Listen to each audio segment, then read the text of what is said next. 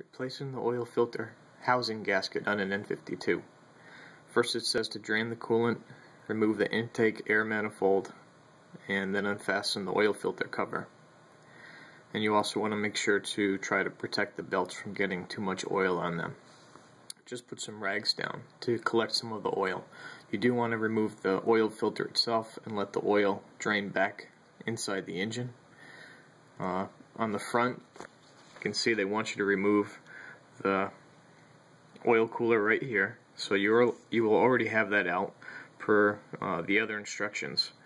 And you have a bolt down here, so you have to take that one out right here, the screw. 2AZ is the tightening torque, and that's going to be, I wrote that down, 22 Newton meters.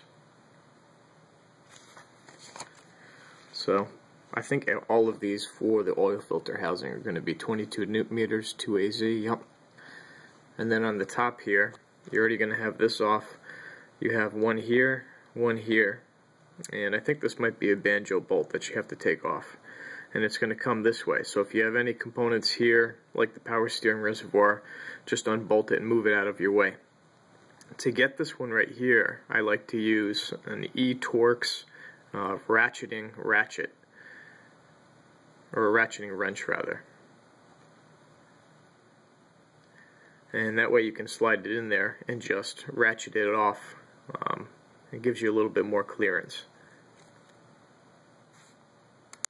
And then you just have to replace the gasket itself, and then also because you have everything apart and no coolant, you have to vent the cooling system. So this repair only takes about an hour to do without taking the intake manifold off. And then make sure to degrease everything so that it's nice and clean and the oil doesn't get down onto the belts.